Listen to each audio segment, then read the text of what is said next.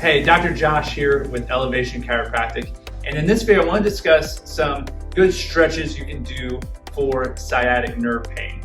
And so in these examples, I'm going to use, act like I have sciatic nerve pain going down my right side.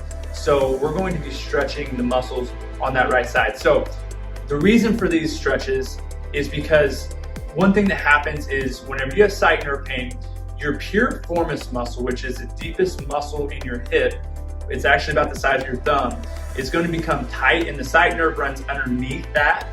And so whenever that becomes tight, it's going to put pressure on your sciatic nerve. And so what we need to do is we need to stretch the piriformis so it can relax. There's 3 different ways that I teach people to stretch. And initially, whenever you're first having sciatic nerve pain and it may be more extreme, you probably won't have as much range of motion or movement in these.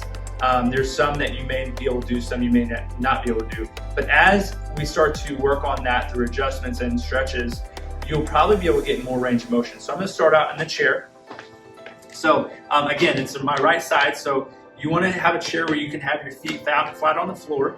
You cross your leg like this. This is one that you might not be able to do depending on flexibility, but you want to really exaggerate pulling your shoulders back and puffing your chest out. And then what you do is you just lean your whole torso forward like this. And already just going that far, I can feel it in my piriformis. A common mistake I see is where people grab their knee and they pull it up towards them. That's not really stretching the right muscle. You want to really poke your chest out and lean forward. If I don't poke my chest out, I can lean a lot further forward without never feeling that stretch. So it is important to really exaggerate that posture and then leaning forward. Another way you can do this is standing up. You always want to brace yourself on either a chair or a wall, but what you do is the same type of motion. You cross your leg and you just kind of sit into that stance. And the last one is going to be on the table here. So we're going to come in here. It's one where you're laying down. You can do this in your bed.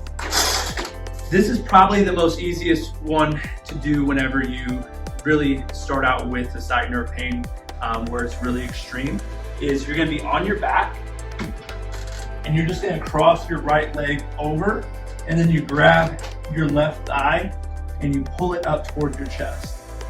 Which with each one of these stretches, you don't want to bounce or pull too hard. You really just want to pull till you feel the stretch and hold it for about 30 seconds. If you do that several times a day, you're really going to start to notice a change in your sciatica pain.